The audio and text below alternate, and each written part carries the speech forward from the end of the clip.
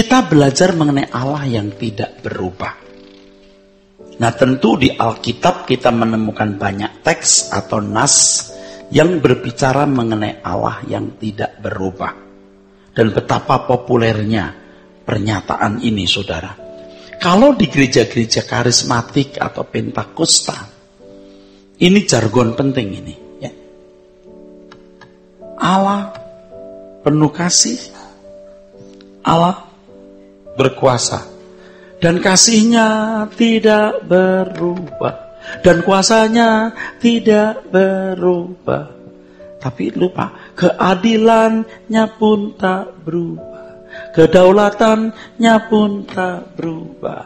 Nah, bahaya kalau kita hanya mengajarkan sebagian dari hakikat Allah. Oke, kita sekarang lihat bab alinea kedua. Kalau berbicara mengenai Allah yang tidak berubah, apa yang muncul dalam benak orang pada umumnya? Biasanya berbicara mengenal Allah yang tidak berubah, perhatian orang tertuju kepada kasih dan kuasa Tuhan yang tidak berubah. Hal mana ini barulah sebagian dari hakikatnya.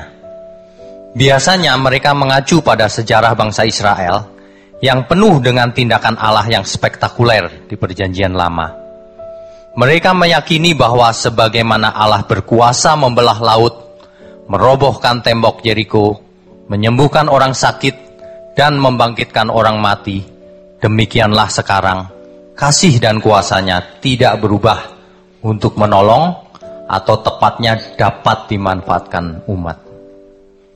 Sering terjadi tanpa disadari, di balik pengakuan Allah yang tidak berubah, ada motif memanfaatkan Tuhan atau mengeksploitasi Tuhan untuk kepentingan diri sendiri. Demikianlah banyak orang bersikap oportunis terhadap Tuhan. Ironisnya justru hal ini yang paling banyak dipromosikan secara provokatif di banyak gereja-gereja. Sehingga banyak jemaat membangun hubungan dengan Allah atas dasar azas manfaat yang dangkal dan miskin. Hal ini tidak membawa jemaat kepada iman yang murni atau keselamatan yang benar. Inilah cara iblis memakai nabi-nabi palsu, membantai jemaat Tuhan agar tidak mengenal keselamatan dengan benar. Begitu cerdasnya iblis, saudara. Begitu cerdasnya iblis. Dan jangan heran dengan kecerdasan, dengan kelicikan oknum ini. Ia sangat berpengalaman. Entah berapa miliar tahun, berapa triliun tahun, ia telah bersama-sama dengan Allah di taman Tuhan. Dia cerdas. Nah, sekarang kita nyaris tidak percaya kalau iblis bisa memakai sarana ini untuk membantai jemaat Tuhan agar tidak mengenal keselamatan. Yaitu ketika mereka diarahkan pada kasih dan kuasa Tuhan. Seakan-akan dengan mengangkat ke permukaan hakikat Allah yang kasih ini, orang memuaskan hati Tuhan dan memuliakan Dia. Seakan-akan dengan menonjolkan kuasa Tuhan, mempromosikan, mengkampanyekan, lalu Tuhan tersanjung, saudara. Nah, ini kan perlakuan yang pantas diberikan untuk anak kecil yang dibombong-bombong. Apa jadi bombong-bombong? Ya, dibangga-banggakan, kamu hebat, kamu berkuasa, kamu luar biasa. Kalau anak kecil dipuji, dipuja demikian, senang, saudara. Nah, Tuhan memiliki kuasa yang tidak terbatas dari kekal sampai kekal. Kok mau disenangkan atau dalam tanda kutip disuap dengan pujian yang temanya tentang kekuasaan Dia? Saya tidak katakan salah kalau orang memuji kuasa Tuhan atau kasih-Nya. Tetapi jangan sampai kita hanya hanyut memancangkan perhatian kita kepada kasih dan kuasa Tuhan, dan kita lupa hakikat Tuhan yang lain. Saudara paham maksud saya? Ini licin sekali, licik sekali, cerdas sekali iblis membinasakan umat Tuhan. Coba kita baca selanjutnya. Ketika mengakui bahwa Allah adalah Allah yang tidak berubah, maka seharusnya memperhatikan bahwa Allah yang tidak berubah itu juga berarti hakikatnya secara lengkap tidak berubah. Ya, hakikatnya juga yang lain. Maka kita bicara soal ketegasan Allah. Sudah ya Pak ya? Ya. Ya, kalau Israel umat pilihan bisa dipotong, itu carang asli. Kamu carang liar yang dicangkokkan, kamu juga bisa dipotong.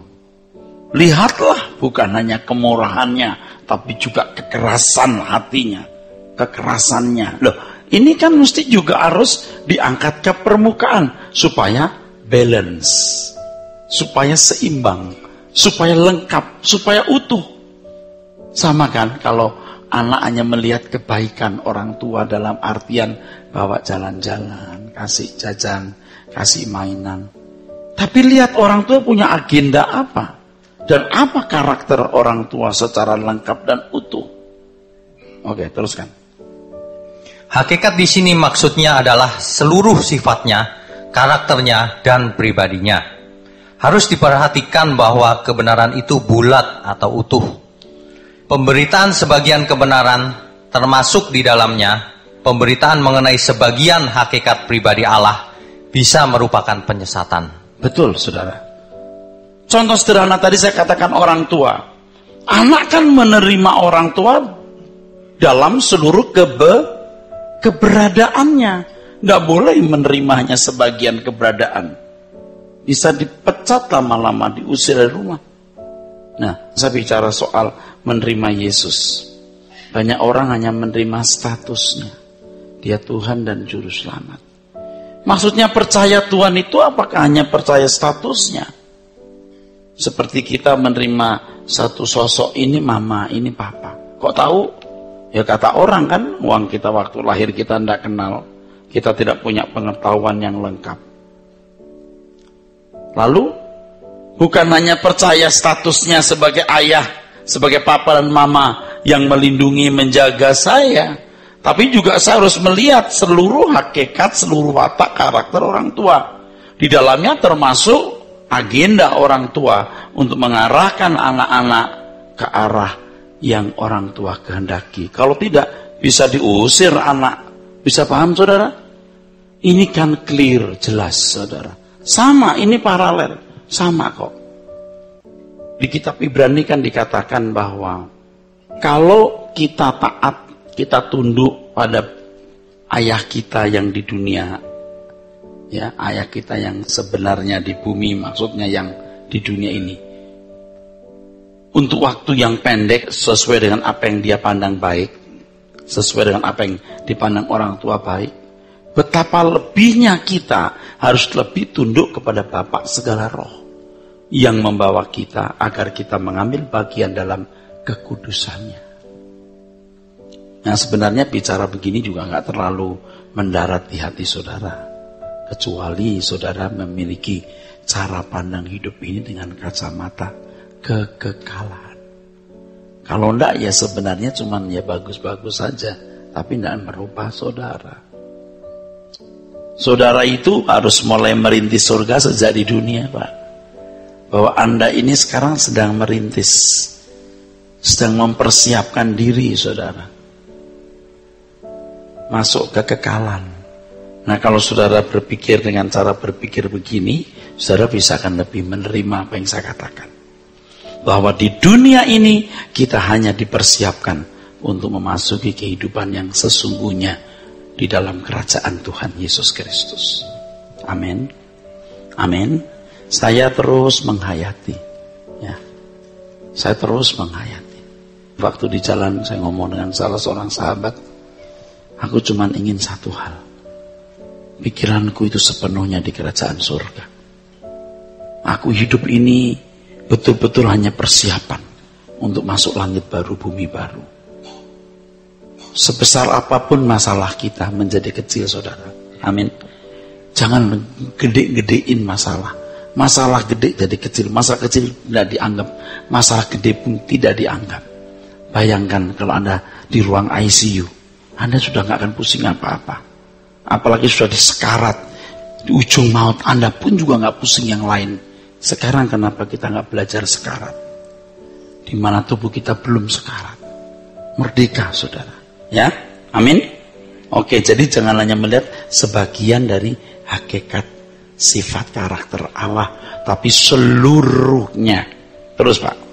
Dalam hal ini harus diperhatikan, kalau sebuah gereja hanya memunculkan satu dan dua dari hakikat Allah, tetapi mengabaikan yang lain, itu berarti penyesatan atau penipuan. Betul, saudara. Ya, sama seperti obat sakit kepala. Ya, memang minum obat itu kepala sembuh, betul. Tapi ginjalnya rusak. Paham? Itu penyesatan loh, saudara. Allah baik, Allah penuh kasih, berkuasa, hatinya dikuatkan, diteguhkan, girang. Kamu ngerti nggak? Ada yang nggak diperhatikan, manusia batiniahnya. Seperti sakit kepala, minum obat, sakit kepalanya hilang, tapi livernya rusak. Sama itu, persis, saudara. Terus Pak. Menyadari Allah adalah pribadi yang hakikatnya tidak berubah, maka seharusnya umat belajar mengenal hakikatnya tersebut dan mengerti bagaimana seharusnya bersikap terhadap Tuhan dengan benar.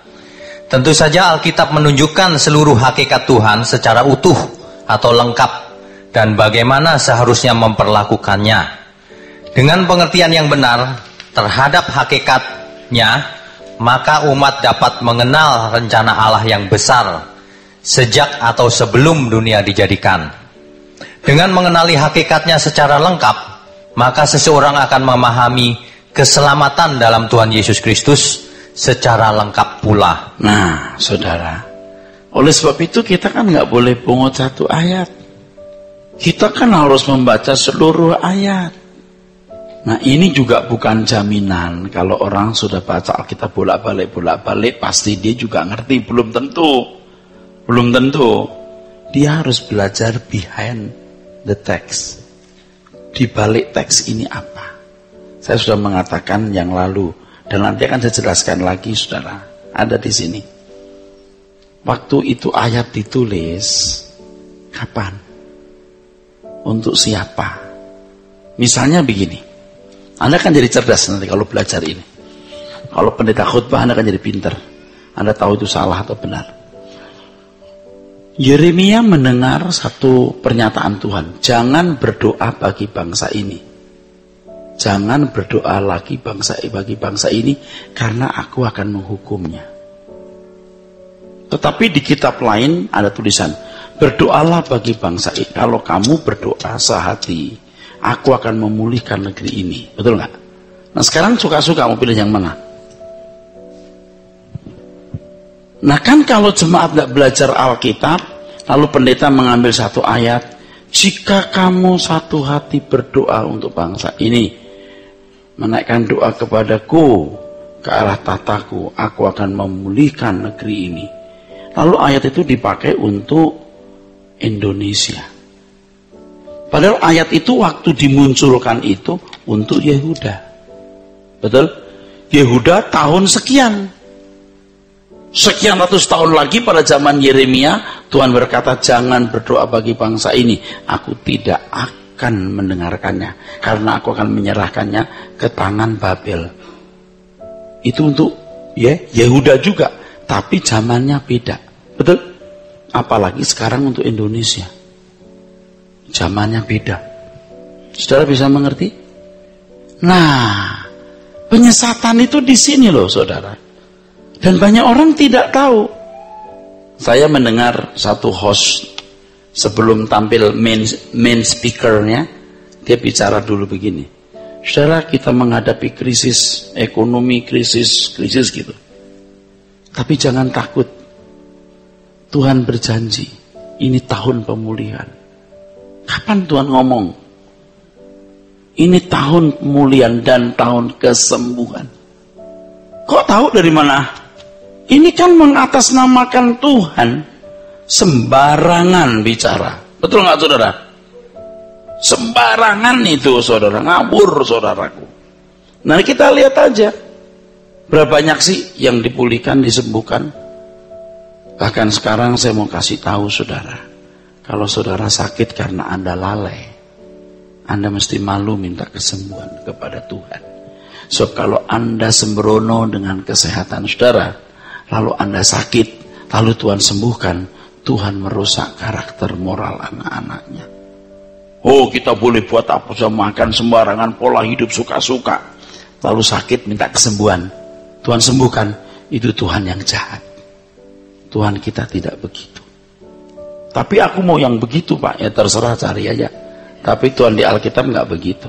Loh, tapi Alkitab menyembuhkan. Itu tanda untuk orang-orang yang harus mengenal juru selamat. Tapi orang-orang Kristen gampang saja berkata pemulihan. Dan biasanya ngomong ini gereja-gereja besar yang pendetanya kaya. Kalau miskin nggak ngomong gitu, percaya nggak saudara? Dia makmur sendiri, sebab dia uangnya banyak. Dia punya apartemen di Singapura, punya dia. Dia punya ranch di Australia, di Sydney, di Perth, maaf. Saya ngomong begini bukan karena saya tidak kebagian, saudara. Bukan juga karena saya mau sentimen dengan agama lain, tidak.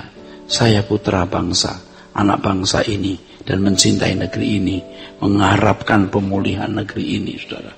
Entah kita dari suku apa, kita telah lahir di Indonesia, kita merasa berhutang negeri ini, kita telah makan enak, tidur nyenyak, dan menikmati kaya negeri ini. Kita tidak harus berkata I am Indonesian. Orang-orang Singapura, kalau ditanya apa kamu orang India, nggak mau, I'm Singaporean. Dia nggak mau bilang aku orang India atau orang Cina. I'm Singaporean. I'm not Chinese, I'm Singaporean. Gitu loh. Nah kita kan tidak melihat ada warna pemulihan negeri ini. Nggak melihat kok. Lalu ayat itu diperkosa begitu gampang. Coba kita lihat dengan telanjang kemiskinan negeri ini, saudara. Jadi TKW-TKW yang makin banyak dikirim lalu pulang dengan kondisi yang memprihatinkan. Pergi TKW-TKW pulang TKO. Saya pernah lihat loh. Di pesawat mereka pulang itu bawa anak, ada yang mukanya rusak, kulitnya luka-luka. Saya walaupun beda agama, saya merasa miris lihat saudara sebangsa atau tanah air diperlakukan seperti itu. Wah. Nah, saudara, orang-orang Kristen yang begitu benar-benar mengganggu rasa keadilan. Allah memulihkan negeri ini. Kekayaan bangsa-bangsa diberikan kepada kita. Banyak kok orang kekurangan menderita. Bahkan kalau sudah membeli deret konglomerat, ada kan semacam yang 150 orang kaya. Coba ada orang Kristen yang sungguh-sungguh di situ. Kayaknya nggak ada deh. Ayo, mesti ngerti kan saudara? Amin. Oke, teruskan Pak. Sering kita berkata Allah tidak berubah. Apanya yang tidak berubah? Tentu saja seluruh hakikatnya. Ia Allah yang penuh kasih, berkuasa, tetapi juga Allah yang adil, bebas, berdaulat, bijaksana, dan suci. Kasihnya menyelamatkan dan memberkati umat manusia. Kuasanya menjadi jaminan pemeliharaan umat, tetapi ia juga Allah yang adil.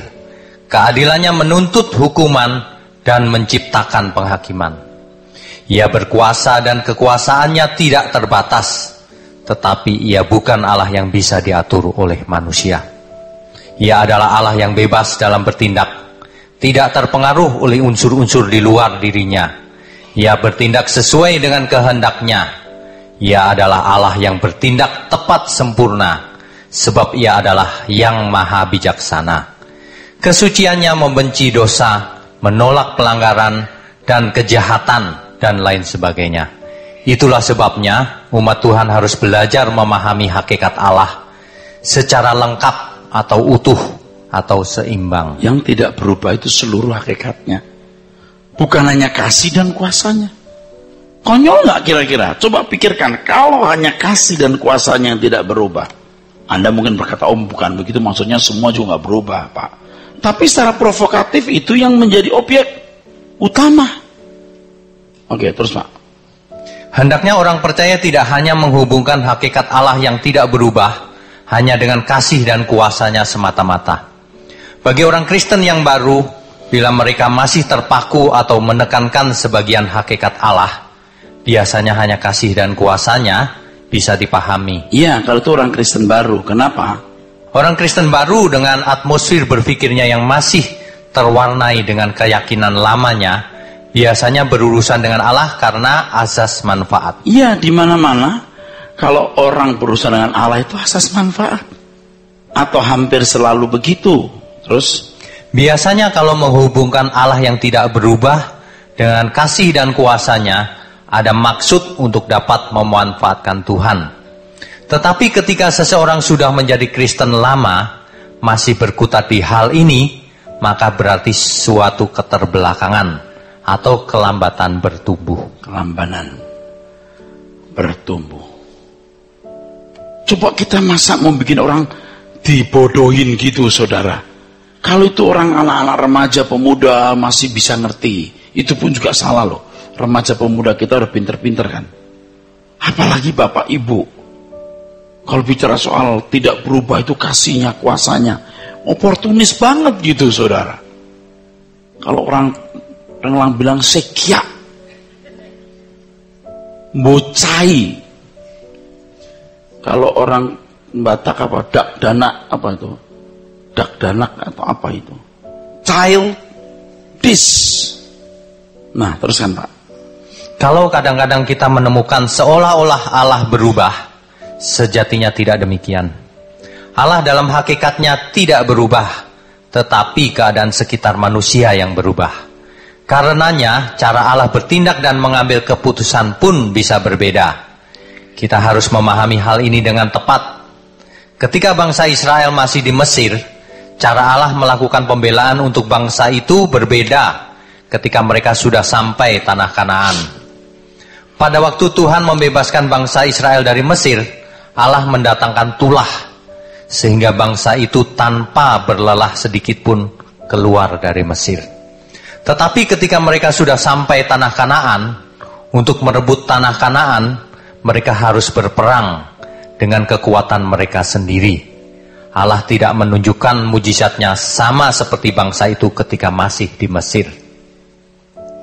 Demikian pula cara Allah bertindak kepada umat pilihannya di Perjanjian Lama dengan cara Allah bertindak terhadap umat Perjanjian Baru sangat berbeda.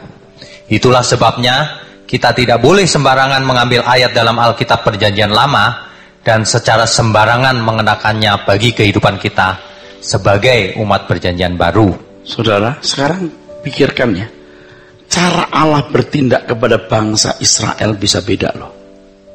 Pada waktu keluar Mesir, Tuhan dengan kekuatan yang full, itu istilahnya full ya, itu juga belum full, dengan kekuatan yang dahsyat, itu membawa orang Israel keluar Mesir. Orang Israel itu bersiul-siul loh, sambil jalan keluar. Begitu masuk tanah Kanaan beda loh. Tuhan seperti nggak memberikan mujizat sama sekali. Harus perang. Harus perang. Ini Israel yang masih muda, Israel yang sudah dianggap dewasa tuh Tuhan. Apalagi orang Israel dengan umat perjanjian baru. Beda bener. Kalau kamu taat berkat, tidak taat kamu miskin, kan gitu. Nah, Paulus taat tapi kok miskin? Ya hidupnya dipersembahkan buat Tuhan, betul. Apalagi zaman aniaya atau di lokasi tertentu. Ya sekarang aja kalau orang Kristen di daerah Soe, Kupang, yang nggak bisa kaya kan saudara. Ya memang kondisinya begitu. Udah taat. Nah kaya itu gimana? Nggak bisa mengenakan standar umat Israel dengan standar umat perjanjian baru. Nggak bisa, saudaraku. Nih kalimat berikutnya dibaca Pak.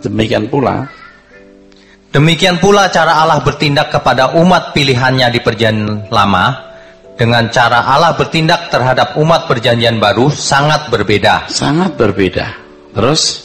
Itulah sebabnya kita tidak boleh sembarangan mengambil ayat dalam Alkitab Perjanjian Lama dan secara sembarangan mengenakannya bagi kehidupan kita sebagai umat Perjanjian Baru. Tidak boleh.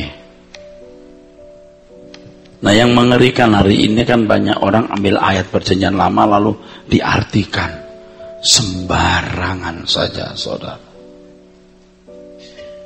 Dan itu penyesatan, saudara. Betul-betul sesat.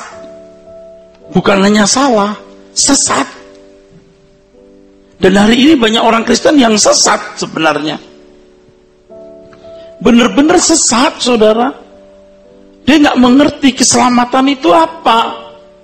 Sebab ayat-ayat perjanjian lama dikenakan dalam hidup umat perjanjian baru. Sesat, saudara. Beda sekali. Allah berperang ganti kita, itu di perjanjian lama. Nah, kalau satu kali kita diperlakukan tidak adil, kita menghadapi diskriminasi, lalu kita dipojokkan, seakan-akan Tuhan tidak menolong kita. Gimana tuh, saudara?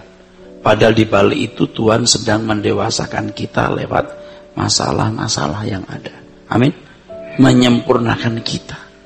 Kalau Israel kan enggak. Allah berperang ganti kita, berarti secara fisik juga menang. Tidak begitu kita. Coba betapa rusaknya loh kekristenan, saudara. Dan Anda melihat banyak ajaran yang sesat yang diajarkan oleh orang-orang yang mengaku hamba Tuhan. Tetapi pengikutnya banyak, duitnya banyak, fasilitasnya berlimpah. Lalu orang-orang yang tidak punya pikiran panjang berkata, tuh buktinya diberkati. Saya bersyukur kalau saya tidak punya banyak, tapi saya benar. Daripada saya punya banyak, jadi saya lupa diri. Ya enggak apa-apa, yang ada aja digarap. Kan sebagai manusia, saya frustasi kan, betul nggak? Ada frustasinya. Tuhan, kenapa engkau tidak membela aku atau kurang membela aku? Padahal aku kan mengajarkan kebenaran ini, Tuhan. Justru kalau situasi nyaman, kebenaran tidak keluar banyak. Suasana kondusif adalah ketika kita kesepian, kekurangan, terpojok. Disitulah butir-butir mutiara kebenaran baru bisa muncul. Oke, terus cara Allah. Cara Allah bertindak dalam Alkitab terhadap umatnya sering tidak sama dengan cara Allah bertindak kepada kita yang hidup pada abad 21 ini. Iya, Kolsom dibelah. Lalu kita berkata, masalah kita juga dibelah. Artinya selesai. Kadang-kadang tidak. Pada waktu berebut tanah sebelah, di bagian negeri kalah, tinggi kalah, Mahkamah Agung juga kalah. Ya udah kalah. Lalu, ya udah. Berarti kau punya sepotong aja atau kamu harus pindah. Aduh Pak, kecelakaan. Enggak. Orang-orang yang mengasihi Tuhan bisa digarap sampai tingkat ini loh. Orang-orang yang mengasihi Tuhan bisa digarap sampai tingkat ini. Coba kalau orang sudah begini kondisinya, dia menyerap kebenaran itu lebih gampang gitu. Dari yang wah limpah, so everything is okay gitu. Nggak nyambung karena dia tidak membutuhkan surga lain. Sedangkan saya mengajak Anda berpikir, ayo kita pindah. Sebelum kita mati, pikiran kita sudah pindah. Dan saya juga tahu bahwa Anda bergerak terus, walaupun tidak banyak atau tidak semua. Bergerak terus, dan sudah ada orang yang sampai langkah-langkah yang cukup signifikan menginjak surga. Saya harus sudah ke dalam. Aku harus lebih ke dalam lagi, tidak boleh duniawi. Dan saya bisa merasakan, waduh indahnya hidup, memindahkan hati itu. Saya juga sekarang belum sempurna. Saya terus memaksa diri, saudara, untuk pindah. Jadi masalah-masalah hidup itu bukan kutuk. Kalau orang Israel memiliki masalah-masalah pemenuhan kebutuhan jasmani, dikalahkan musuh, miskin, berarti kutuk. Tapi kita enggak. Allah turut bekerja mendatangkan kebaikan. Different loh, different banget. Nah yang begini kan nggak bisa diajarkan pada orang yang dari dulu udah lama diajarkan salah.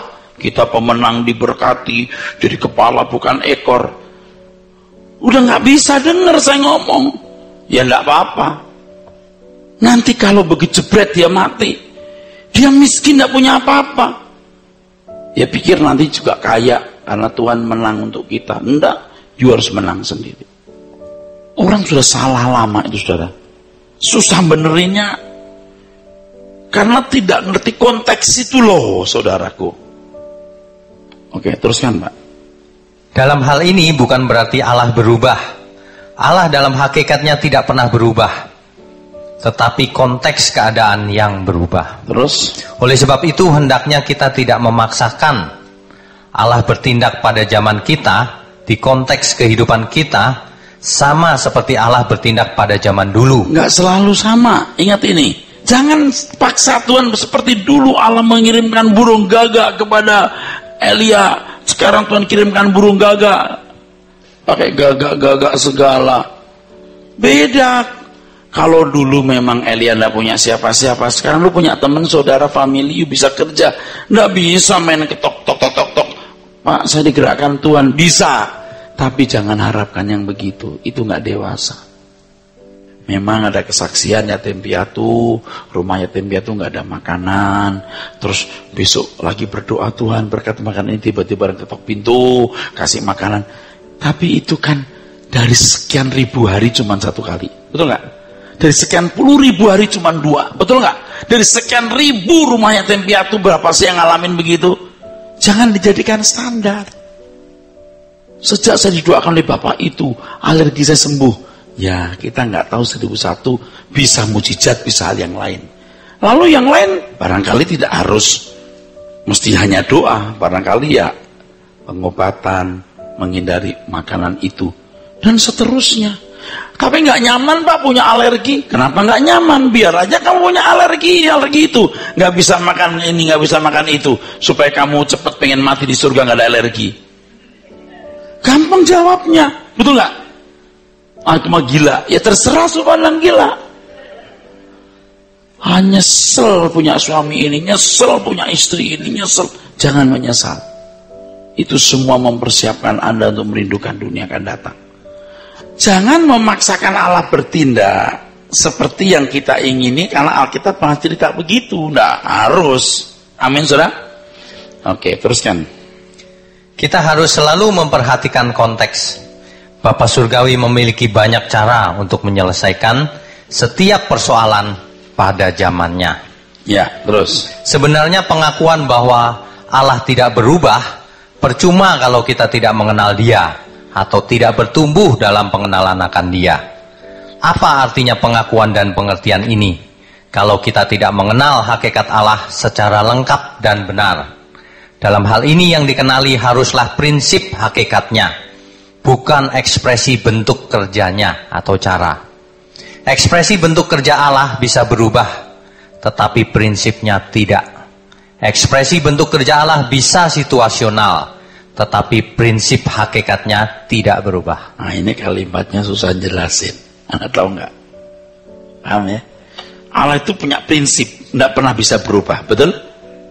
Tapi cara mewujudkan prinsip atau bentuk daripada ekspresi prinsip itu bisa berbeda-beda. Prinsipnya nggak pernah berubah, saudara. Orang tua mengasihi anak, prinsip nggak? Kalau kecil digendong-gendong, betul? Gitu kan caranya? Umur 7 bulan, 7 tahun bangun, beda kan?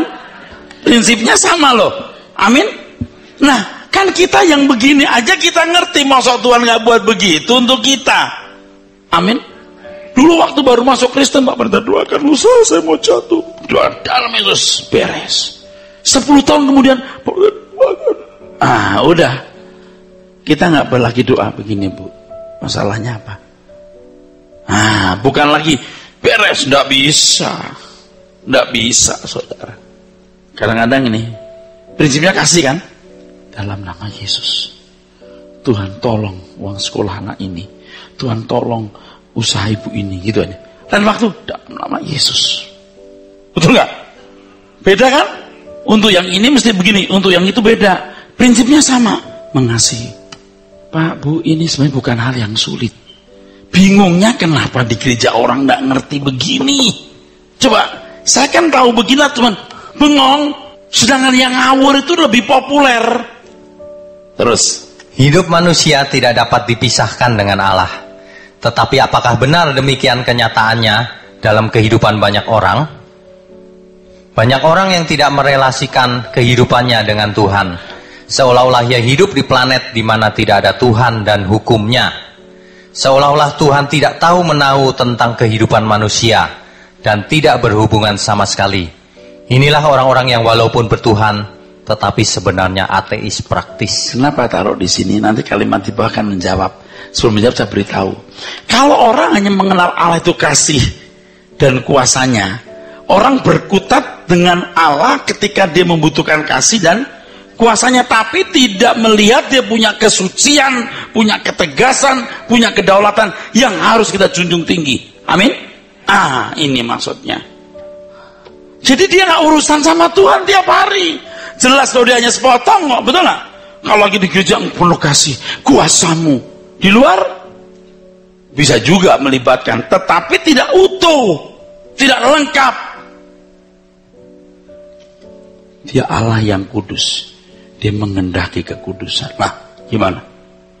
Nah, belum hakikat yang lain. Terus, Pak.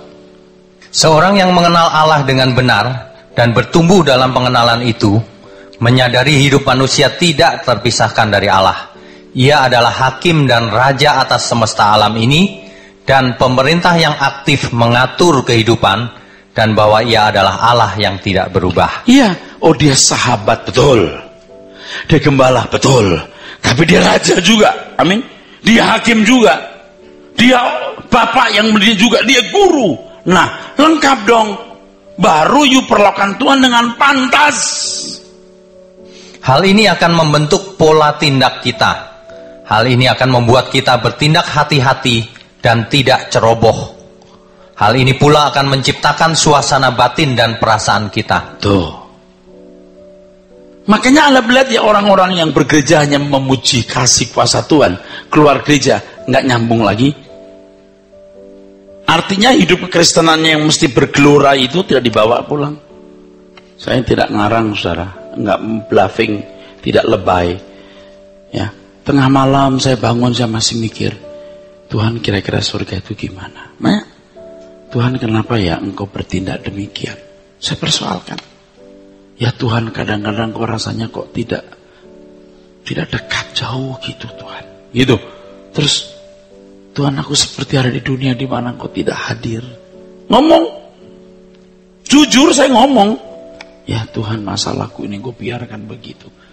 Ada banyak hal yang tidak bisa ku jawab. Gitu. Ada banyak masalah dalam hidupku yang tidak bisa ku jawab. Bagaimana aku bisa menjawab masalah orang lain, Tuhan? Setiap orang pasti punya masalah yang nggak akan kejawab. Selalu ada masalah, dan jawabnya berikutnya, muncul lagi berikutnya. Dan Tuhan berusaha dengan masing-masing kita. Saya lagi mau tenggelam walaupun belum tenggelam, betul saudara. Sebab kalau saya sendiri nggak tenggelam, saya tidak akan memancarkan ketertenggelaman itu. Kalau pura-pura tenggelam itu nggak bisa. Paham saudara? Harus betul-betul tenggelam. Langit baru, bumi baru. Negeriku, pelabuhanku. Itu merdeka sekali, saudara. Ya. Sampai kematian itu menggairahkan. Sekarang belum. Kenapa? Tugasku belum selesai dan rasanya aku belum pantas di samping yang Maha Kudus karena karakter saya masih ada jelek-jeleknya, saudara. Ada jelek-jeleknya gitu. Temperamen saya kok belum di finishing. Terus. Dengan kebenaran ini kiranya kita dipacu untuk bertumbuh dalam pengenalan akan hakikat Allah dengan lengkap. Ya, terus. Adalah kabar baik kalau Allah yang disembah orang percaya adalah Allah yang tidak berubah. Sebab dengan demikian kita bisa memahami bagaimana bertindak sesuai dengan kehendaknya. Dalam hal ini betapa pentingnya memahami prinsip hakikat Allah yang tertulis dalam Alkitab. Secara lengkap dan utuh. Harus ada tambahan begitu. Itu dari Kejadian Wahyu itu kita bisa mengekstrak. Jangan ayatiah tapi Alkitab. Biar satu sisi Allah jebret berbuat begini, siang lain kok beda. Nah kalau cuma mengambil satu ayat rusak, harus ada satu keseluruhan baru diekstrak. Nah itu saudaraku. Saya membaca Alkitab ini kan berulang-ulang nih saudara. Masih saya baca lagi ayat yang sama.